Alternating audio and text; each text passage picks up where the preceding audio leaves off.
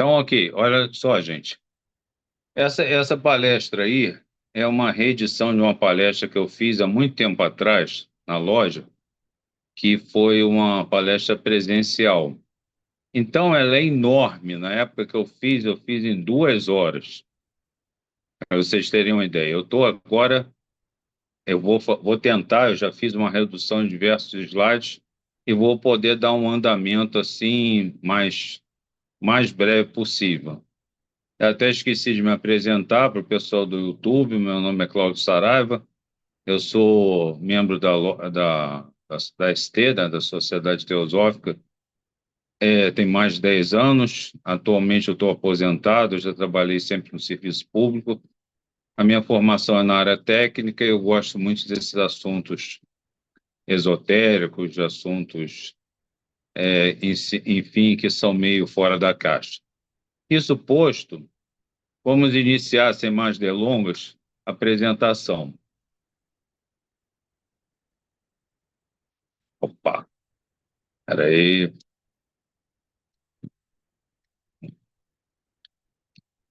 pronto. Bom, ele não está deixando eu fazer o início, mas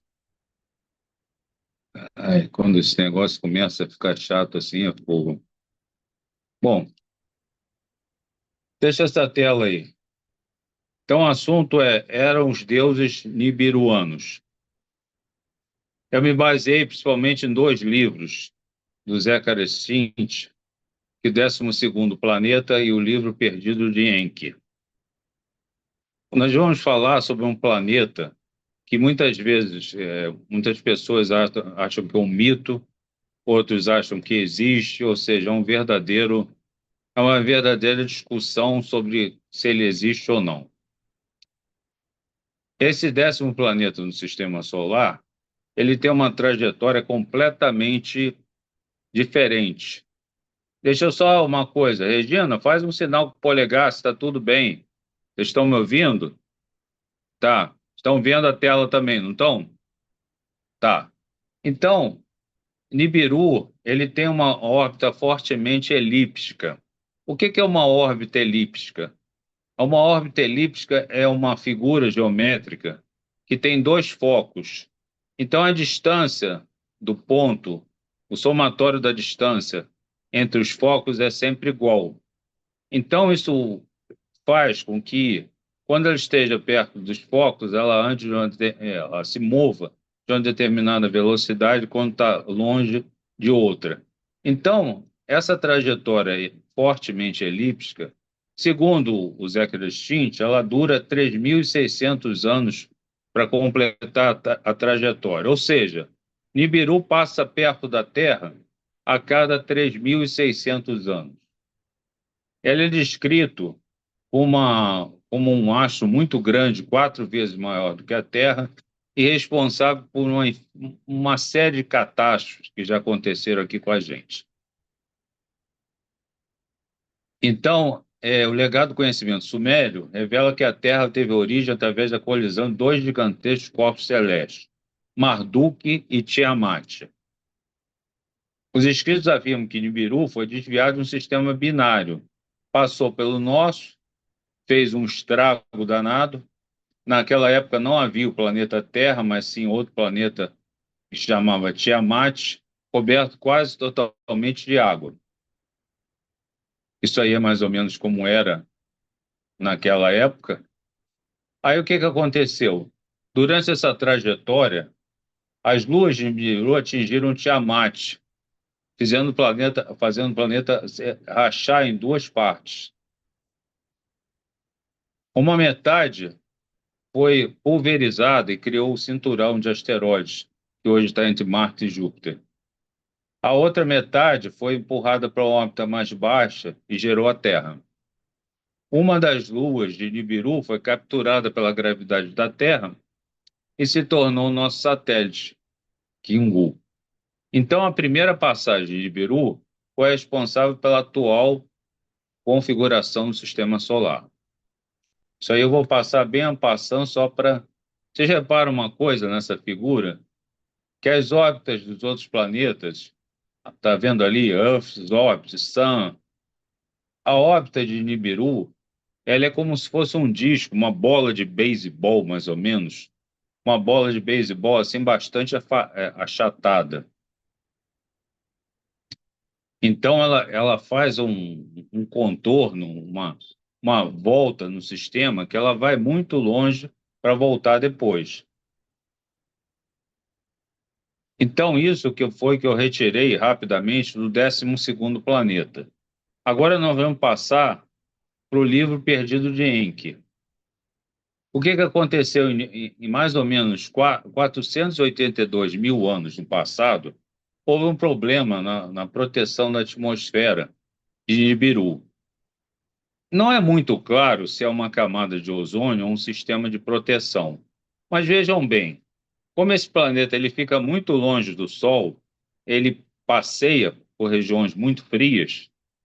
Muito provavelmente esse sistema da atmosfera é que permite que os nibiruanos vivam com conforto. Então, esses sistemas não estavam funcionando bem. Começou a ter rachaduras, ter fissuras.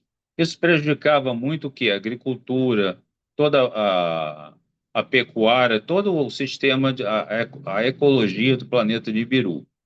Então, isso gerou uma série de revoltas. Então, havia um representante da família real, mas que não tinha muito prestígio, que matou o governante de Ibiru e tentou usurpar o trono. Aí o que aconteceu? Havia um outro herdeiro, que é um príncipe, que se chamava Anu. Aí houve uma dificuldade de como eles iam fazer. Então o que eles fizeram? Eles entraram em combate, corpo a corpo. Combate de vida ou morte, quem sobrevivesse seria o rei. Então, Anu venceu esse combate corpo a corpo. E Alalu, covarde, fugiu para não ser morto. Quando ele fugiu, ele ele foi para uma rota que era chamada muito perigosa, que passava por um cinturão de asteroides, e ele usou armas nucleares para passar nisso e conseguiu. Se não me falha a memória, ele usa a expressão brinco de prata, o bracelete de prata, ele fala isso no livro. Então, o que aconteceu? Ele foi embora. Em Nibiru, o que eles estavam tentando fazer? Resolver o problema dessa cobertura gasosa da atmosfera que os protegia. Então, eles tentaram várias coisas, lançaram armas nucleares nos vulcões para que eles cobrissem o planeta com cinzas e geraram um efeito estufa. Isso que a gente quer evitar aqui é o que eles queriam fazer lá. Então, não foi possível. Então, o que aconteceu? Eles estavam numa situação muito difícil, porque eles sabiam que era possível restaurar o escudo, né, digamos, a atmosfera deles, mas eles precisavam de metal, eles precisavam de ouro.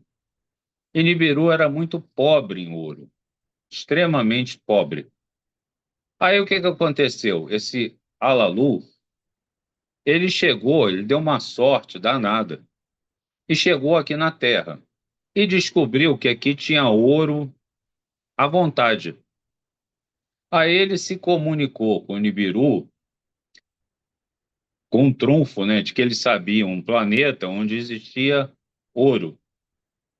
Aí ele queria direitos, queria uma opção de coisa. Na verdade, foi dado perdão a ele e ele voltou para lá, para Nibiru, e conduziu uma equipe que veio para cá. O Anu reuniu o conselho e enviou o filho mais velho, que se chama Enki, e mais uma equipe de 50 Anunnakis. Os Anunnakis, que são, a tradução seria os do céu que estão na terra, e mais tarde foram chamados de Elohim, senhores do céu. Então, Enki aterrissou numa região do Golfo Pérsico,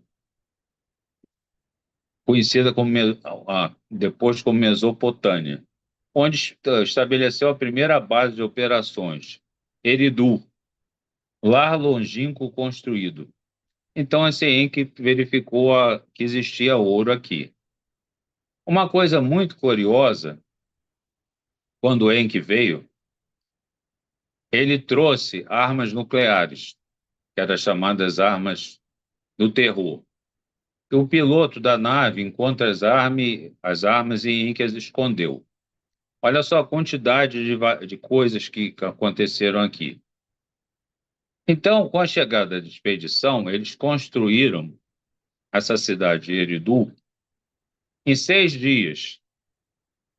E depois da construção de Eridu em 6 dias, houve uma ordem para que se descansasse no sétimo dia. Isso parece com alguma coisa que vocês conhecem? Pois é, né? Então, Enki, ele veio para cá, ele era um polivalente, um mestre em várias áreas. Ele era engenheiro, médico. Cara, era o cara, né? Como se fala assim no popular. Ele era muito competente. Então, ele trouxe sementes também de Nibiru e as manipulou geneticamente. Isso aqui é um mapa, mais ou menos, da área, das cidades que os Anunnakis construíram. É só por curiosidade que eu coloquei aqui. Como eu disse, essa palestra é uma palestra de 2 horas. Como eu não pretendo ficar aqui 2 horas falando, vocês também não vão aguentar, eu vou fazer mais rápido. Mas se vocês olharem esse mapa, vocês vão observar que isso aí é justamente naquela região lá do Oriente Médio, que hoje em dia o pessoal continua brigando lá. Ou seja, essa região lá do Oriente Médio, desde sempre, foi uma região chave na Terra, e não é à toa que o pessoal continua brigando por lá.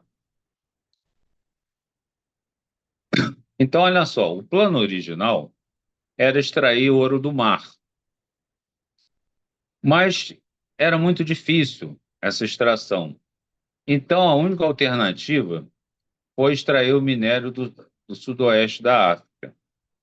Então, esse ouro obtido, ele era transportado em embarcações até a Mesopotâmia, e onde era derretido, refinado, e eram enviados para naves mães, da onde era transferido para Nibiru, para que fosse reparado o quê? O escudo deles. Então, a ampliação das atividades de mineração trouxe uma segunda expedição, liderada pelo comandante Enlil, senhor do comando, meio-irmão de Enki. Olha só a confusão de família. Meio-irmão. Então, foi erigido um, um gigantesco complexo logístico nas imediações do quê? Do Monte Arará. Monte Arará é famoso por causa de quê mesmo? Foi onde a arca, primeiramente, chegou depois do dilúvio, né? Então, olha só, Enki e Enlil eram filhos do governante de Biru Anu e rivais. Por quê? Porque eles eram meio-irmãos, como eu falei, e Enki, embora fosse o irmão mais velho, fosse o primogênito, ele não era o primeiro na linha de sucessão do trono nibiruano. O primeiro na sucessão era Enlil. Não me pergunte por que esse negócio foi desse jeito. Mas essa é aquela história tem tudo para dar confusão. Porque o primogênito não é o primeiro da linha de sucessão, o outro na linha de sucessão é o que não é o mais velho. Ou seja, tem todos os elementos para dar confusão isso aí. Então, Anu veio um dia à Terra para tomar decisões cruciais, porque os irmãos não paravam de brigar. Então, eles dividiram. Enki ficou na região do Abzu, Enlil ficou com Edim. Aí, enquanto Anu estava se preparando para partir, ele foi atacado por Alalu. Então, já o negócio continuou a confusão. Nimar, que era filha de Anu e oficial médica, foi enviada à Terra. E Anzu é nomeado comandante do Lamu. O Lamu é Marte, é o planeta Marte. Existia uma base em Marte que um povo que fora conquistado pelos Anunnakis, que eles chamavam Igigi, ficava lá, meio que em trabalhos forçados, porque eles foram conquistados e eram subjugados. Você vê que essa coisa de escravidão, de evolução moral, ou melhor, falta de evolução moral, já vem de longa data, né? Então, olha só. Gente, só confirma, vocês estão me ouvindo bem? Então, né? Tá. Estamos. Imagem também vocês estão vendo direitinho, né? Tá, então tá Sim, ótimo. Então, olha só. Nimar chega à Terra com um grupo de enfermeiras, faz entrega de sementes, e aqui acontece o quê? Uma porção de confusões das famílias, e os nibiruanos, na época, eles somavam 600 na Terra. Aí haviam 300 Igigi, que operavam as instalações no Labu, em Marte. Então, quando a Enlil veio para cá, você lembra que eu falei agora há pouco tempo, que o Enki tinha escondido armas nucleares. Como havia uma rivalidade enorme entre esses irmãos, o ambiente foi ficando pior. Aí você vê que começou, vamos dizer, a treta, né? Vamos falar assim, bem popular. Sud se converte na esposa de Enlil, dá um filho, Nanar. Nimar se une a Enki no Abzu, dá-lhe filhas. Ninki, esposa de Enki, chega com o filho de ambos, Marduk. Esse Marduk, guarda o nome, porque esse Marduk é fundamental no que acontece mais tarde. Acossados pelas privações, os Igigi lançam um golpe contra Enlil. Quem eram os Igigis mesmo? Era um povo que foi aprisionado pelos Anunnakis e que eles serviam de escravos e que estavam em Marte. Então, continuou a confusão. Aí depois veio uma terceira missão para cá. Uma médica geneticista chama Nint, Senhora da Vida. Meia-irmã dos dois líderes, mais uma meia-irmã, acirrando a disputa entre eles. Então Enlil convocou Rhiannon para uma reunião. Então Enki, que estava acontecendo? O trabalho nas minas estava sendo muito penoso. Tanto os Anunnakis como os Igigi, que estavam trabalhando nas minas, estavam reclamando muito da condição da mineração. Era um lugar muito quente, as condições eram ruins. Então, o Enki propôs a criação de um trabalhador primitivo, utilizando o quê? Engenharia genética de material dos Anunnakis, fazer engenharia genética para fazer um híbrido com os primatas locais, que eles chamavam de Lulu. Gente, já dá para imaginar o quê? Esses Lulus eram mais ou menos o quê? Os precursores da antiga humanidade. O, eram os indivíduos que eram nativos da Terra. O Enlil foi contra, mas o Enki mostrou as vantagens. Então, o que eles queriam? Eles queriam criar uma espécie de hominídeo para ser o trabalhador para extrair o ouro para eles. Só que isso é uma ideia que pode até ser boa, não sei se moralmente ela é adequada, mas não era fácil fazer. E eles apanharam muito para conseguir fazer isso. Eles defendiam que havia uma semelhança do material dos nibiruanos com o material dos, dos Lulus. Por quê? Porque eles achavam que a maioria da vida na Terra, na Terra não, do universo, tinha se formado pelo processo de panspermia. O que é o processo de panspermia? É o processo pelo qual os, os corpos celestes trazem material orgânico, por conta disso, material genético, e semeiam esse material nas outras estrelas, nos outros planetas. Então, a origem da vida seria basicamente dos mesmos tijolos, que essa panspermia ocorreria em vários lugares do universo. Então, na unidade médica de Abzul, Enki e Nint concluíram que podiam extrair o óvulo de uma fêmea primata e secundá-la, fecundá-la, fertilizá-la com um espermatozoide de um macho Anunnaki e plantá-lo numa fêmea Anunnaki.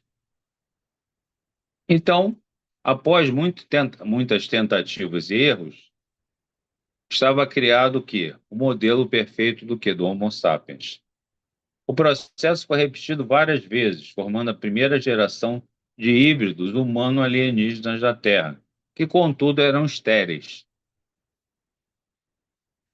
A característica de longevidade do relógio biológico dos Anunnakis, onde um ano corresponde a 3.600 anos, não foi inicialmente introduzida no material genético da primeira geração de humanos. Então, eles não viviam muito como os Anunnakis. Os Anunnakis, o tempo de vida deles era quase. Eles não eram imortais, mas eles viviam muito tempo. Então, eles desenvolveram esse modelo perfeito, que seria o modelo do quê? Da raça adâmica. Que esse primeiro ser dessa raça, ele foi chamado de Adamo. Outra coisa parecida com o quê? Com Adão, né? Então, isso aqui seria o Adão que se fala que foi criado, teria sido criado através de engenharia genética pelos Anunnakis, a mistura do material deles com o material do Lulu, que era o ser nativo do planeta Terra. Então, durante essas tentativas, muitas coisas aconteceram erradas. Eles tentaram com mamíferos, anfíbios, répteis, aves, peixes, e o resultado dessas experiências tiveram um aspecto exótico ou monstruoso. Ficaram conhecidos ao longo da história como quimeras, centauros, ciclopes, sereias, minotauros, etc. Então, a origem disso seria dessas experiências. Então, algumas placas sumérias, com anotações de Inc. a respeito dessas experiências, revelam que muitos tinham sérias disfunções biológicas, mas outros se adaptavam bem e desenvolviam, inclusive, alto grau de inteligência. Então, Enki decidiu criar clones modificados usando o DNA mitocondrial de sua esposa Nink, combinado com o DNA do tecido retirado de Adamo. Isso criou uma fêmea, Tiamat, esperando que houvesse procriação. Por que ele queria procriação? Porque era difícil fazer os seres, e eles não viviam tanto. Então, se você fizesse um ser que conseguisse reproduzir, seria muito mais prático. Então, eles tentaram uma outra experiência, que eles tiraram material genético da costela de Enki e foi enxertado em Adamo. Isso aí também parece com alguma coisa que a gente conhece, né? E material genético retirado da costela de Niná foi posto em Tiamat. Enki ia ser masculino, Adamo masculino, Niná feminino, Tiamat feminino. Assim, os dois se tornaram o quê? Férteis. Então, Adamo e Tiamat começaram a ter filhos. Os terrestres proliferaram trabalhando nas minas como serventes. Serventes, vamos falar a verdade, né? Escravos, né? Aí começa a vir mais gerações. Nascem os netos de Enlil, os gêmeos Utu e Inanna. Os casais Anunnaki têm outros descendentes na Terra. Aí virou aquela confusão, né? Porque o pessoal reproduzia, os cruzamentos interraciais começavam a acontecer e não tem como segurar isso, né? Então, amargado por sua própria sorte, M promete a Marduk a supremacia. Lembra que Marduk era filho de Enki. Anu ordena Utar, não Marduk, a criação de um novo espaçoporto. E continua a confusão entre os irmãos. Então, Enki teve dois filhos, duas fêmeas humanas diferentes. Aí fala aqui de vários casais que foram sendo gerados e a coisa, algumas habilidades eram sendo passadas. Aí olha só a coisa que é interessante aqui. De minha semente foi criado um novo tipo de terrestre, a minha imagem e semelhança. Das sementes farão crescer mantimentos e espalharão ovelhas. A partir de então, os Anunnaki, os terrestres, ficarão saciados. Criados à minha imagem e semelhança. Isso aí é para matar, né? Você fica realmente chocado com isso. Então, o que aconteceu com essa geração? Eles eram rápidos em aprender. Então, eles aprendiam as coisas, se tornaram trabalhadores muito eficientes. Aí começaram a trazer ovelhas de Ibiru, começaram a ensinar agricultura, pastoreio para essa civilização.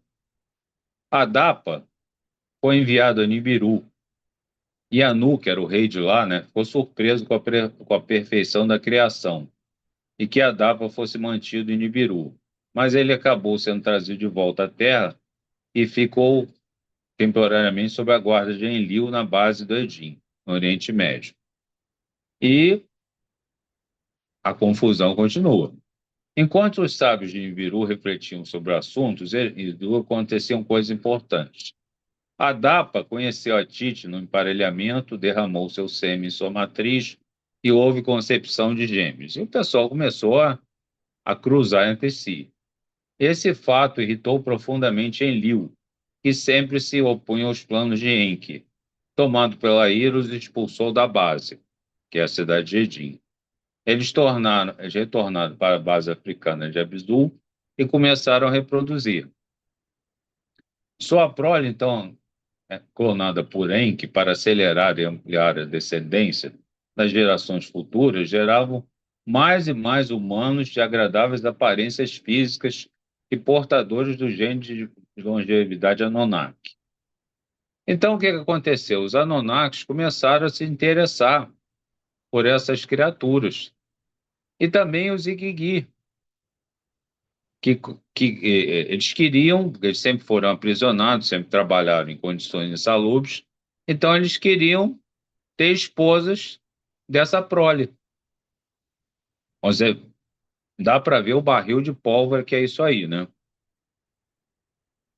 Então, os textos do Antigo Testamento falam de homens das primeiras gerações adâmicas que viviam centenas de anos, e em alguns casos quase atingiam a idade de 1000 anos, como, por exemplo, Matusalém, Noé e Enoque, que foram alguns dos principais patriarcas pré-diluvianos. Essa característica genética foi mantida até as primeiras dinastias egípcias, quando então começou a se deteriorar, porque o próprio relógio biológico dos Anunnaki ficou debilitado pela vida nesse planeta. Isso aqui não tem uma razão pela qual isso tenha acontecido. É dado com apenas como aconteceu. E à medida que os Lulu, os trabalhadores primitivos, eram desenvolvidos e encarregados do trabalho de mineração na mina, os Anunnakis trabalhavam na Mesopotâmia e começavam a invejar os seus colegas e clamar pela atenção de humanos naquela região. E, bom, continua aqui. Então, aqui fala mais de descendência. Olha só, destaca-se que a Darpa e Tite tiveram dois filhos, Caim e Abael. Caim e Abael. E será que isso aí não é o Caim e Abel, que a gente fala nos textos bíblicos? Desentendimentos por questões de uso de terra fez com que Caim matasse Abael. Caim foi julgado e condenado ao exílio na região hoje conhecida como Peru. Como marca sua prole, não teria mais pelos.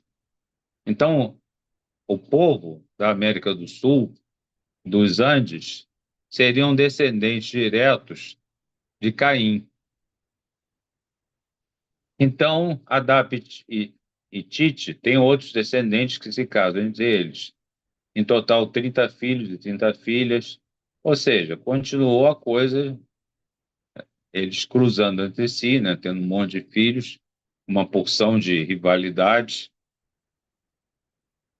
Então, Marduk vai ao Lamu, a mulher Marte, tá? Conhece e se apaixona por uma Serpanite, filha de um dos líderes Igigi, que é aquele povo que foi conquistado pelos Anunnaki. Por conta de seu casamento, os Igigi, com a falsa pretensão de comparecer às bodas, vão para a Terra e se rebelam desejando ter esposas na Terra, em que aceita a demanda. Então começou a misturar mais ainda. A aproximação de Nibiru iria causar um descolamento de imensa massa de gelo e um tsunami, aumento de água de alcance global. Enlil decidiu manter segredo e deixar que os humanos fossem exterminados. Inconformado e temendo sua obra, Enki designou secretamente um homem de nome sumério, Zudra, Noé, ou Noá em hebraico, para reunir grupos de humanos e espécies de animais diferentes que seriam salvos das inundações pelo deslocamento dos polos devido à aproximação de Nibiru. Ou seja, isso aí seria a questão da arca que os animais e os seres foram postos para conseguir sobreviver ao dilúvio. Então houve o dilúvio, morreu uma porção de gente, né? Que o nível das águas subiu tremendamente. Pelo que eu consegui perceber, esse dilúvio ele não foi mundial. Ele só aconteceu em determinadas regiões. A região, por exemplo, da América do Sul, onde estava a descendência de Caim, não foi afetada pelo dilúvio ou foi afetada menos. Quando o nível das águas cedeu, as camadas de lama que cobriam a Mesopotâmia secaram, o suficiente para permitir o repovoamento, os Anunnakis retornaram à Terra e se surpreenderam quando viram os sobreviventes do cataclismo. Num primeiro momento, se indignaram quando Enki revelou ter elaborado o plano de sobrevivência das espécies terráqueas. Contudo, a revolta cedeu lugar ao contentamento pela possibilidade de reconstruir a humanidade. E continuou a briga entre os irmãos, né? Porque o Enki salvou e o Enlil queria acabar com todo mundo, considerando que era um experimento mal sucedido. Ou seja, Nibiru já estava salvo. O ouro que eles precisavam para fechar a camada lá, eles já tinham. Então, a função primária de salvar Nibiru, eles já tinham conquistado.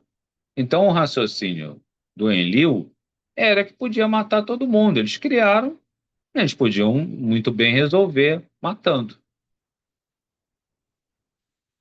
Então, continuou essa geração de filhas se casando com líderes de Gig, ou seja, a confusão continuou. Isso aqui eu vou dar uma abreviada, tá? Então, o que que aconteceu? Aqui, essa aqui vale a pena parar. Ningizida, também conhecido como Thoth, no Egito, Hermes, na Grécia, Mercúrio, em Roma, Quetzalcoatl, entre os maias, é também reconhecido como o grande Hermes Trismegisto, 3 vezes mestre, ou 3 vezes grande.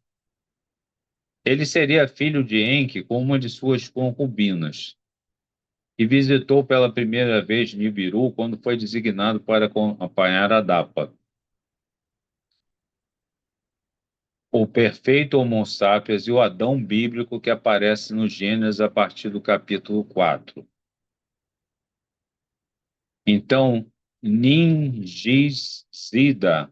também é o que levou Enoque para dar um passeio e lhe ensinar outras coisas, entre outras coisas, a ciência da astronomia. Aqui, mais uma vez, como é que essa situação ficou depois dessas interações. Você vê que, repara uma coisa, atual Irã, atual Iraque, ou seja, o barril de pólvora do mundo continua sendo lá. Isso aqui, acho que eu posso pular.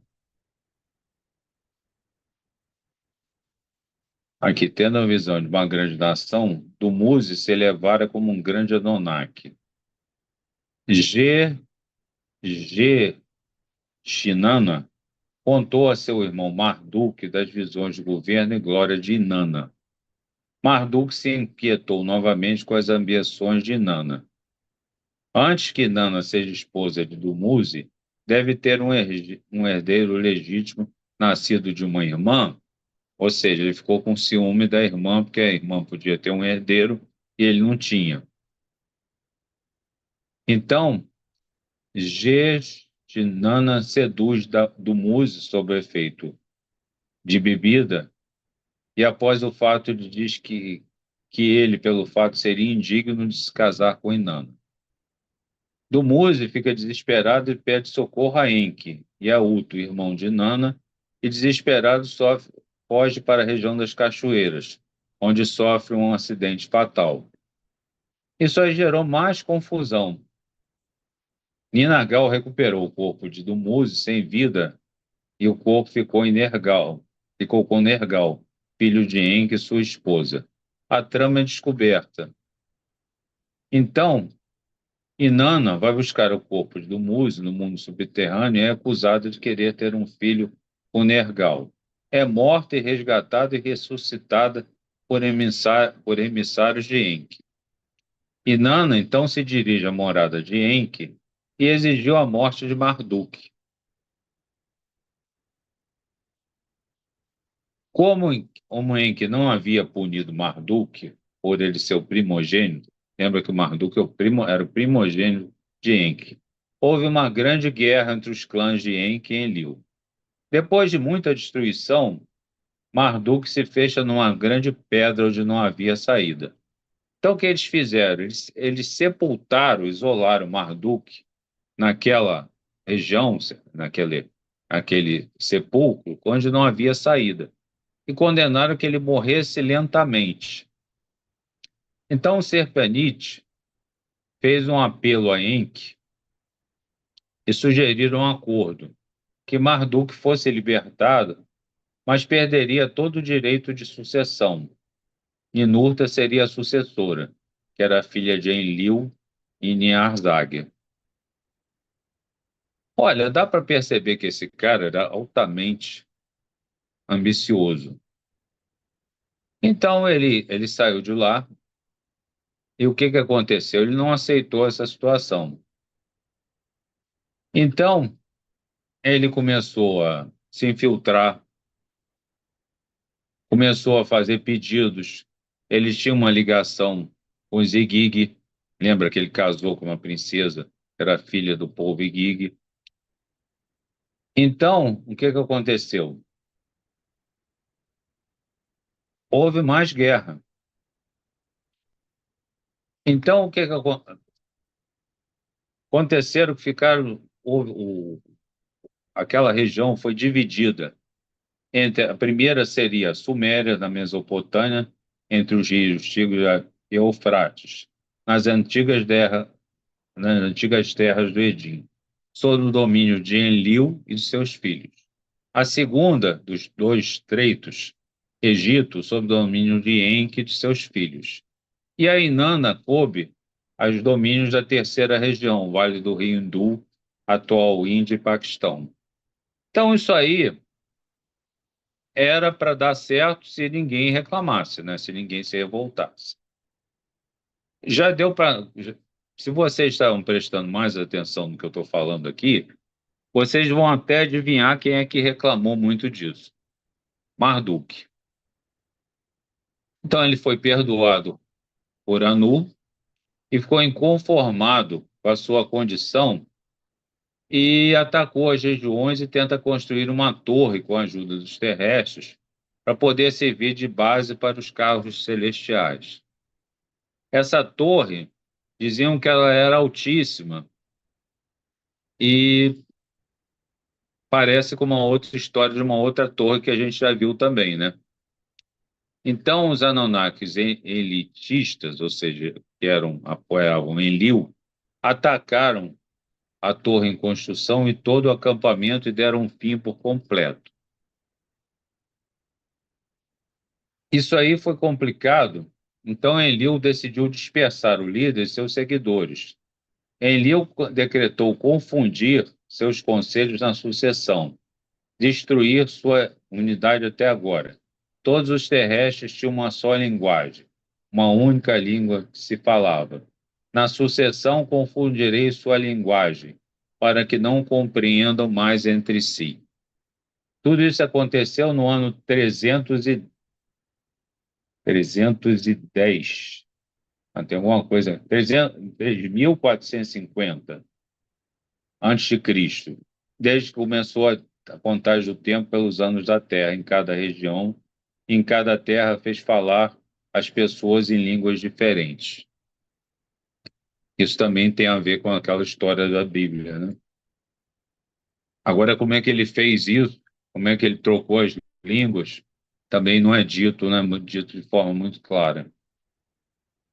Surgem cidades reais com recintos sagrados para os deuses. Os semideuses servem como reis e sacerdotes. Marduk promete a seus reis, a seus reais seguidores, uma vida eterna. Na Suméria, Inanna estimula a crença na ressurreição. Marduk proclama a chegada da Era do Carneiro, 2308 AC como seu signo. Ningizida, eu nunca consigo falar esse nome de jeito. Ningizida constrói observatórios de pedra para mostrar o contrário. Insurreições, guerras e invasões desestabilizam as terras elititas, ou seja, dominadas pelo clã de Enlil. Um mistério misterioso aparece em Enlil, prediz uma calamidade. Dá instruções a Enlil para que selecione um homem digno. Os exércitos postos em armas por Nabu intentam conseguir o controle do espaço-porto. Desautorizando a Enki, os deuses recorrem às armas do terror. Ninurta e Nergal arrasam o espaço-porto na península do Sinai e as cidades controladas por Marduk. Pecadoras, Sodoma e Gomorra, a deriva da nuvem nuclear radioativa leva à morte tudo na Suméria. Marduk sobrevive. Alguns desses feitos foram decisivos para que Enlil viesse a ser confundido como um logos criador do universo ao longo da história. A decisão de manter Adap e sua fêmea sob sua guarda quando ele foi trazido de volta de Nibiru. A decisão de expulsá-los da base de Edim quando atingiram a maturidade sexual. A decisão de deixar a humanidade perecer no dilúvio, que foi interpretada pela humanidade não como uma demonstração de arrogância, mas como uma demonstração de poder sobre a vida e a morte. A decisão de assumir para si e seus descendentes a reconstrução da Mesopotâmia após o dilúvio, o que consolidou sua condição de senhor de antigas nações do Oriente Médio. A vitória do seu clã em várias disputas travadas com o clã de Enki mostrava o peso de seu poder de comando. Ele era sempre enaltecido como aquele que decide os destinos. Enlil. Lembra que a gente estava falando de Enlil. A decisão de permitir que seu clã propagasse diversas línguas diferentes das civilizações dos homens para manter a dispersão dos povos, evitando a coesão dos grupos rebeldes, uma vez que o incidente da Torre de Babel trouxe sérios problemas para os Anunnakis. a decisão de permitir que Sodoma e Gomorra fossem destruídas em mais uma disputa com o clã de Enki. Gente, acaba aí. Acaba a briga? Não. Acaba a história do livro perdido de Enki.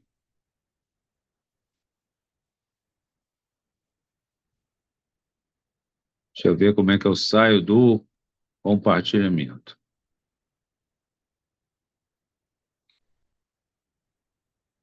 Gente, me ajuda a sair desse compartilhamento que eu não sei.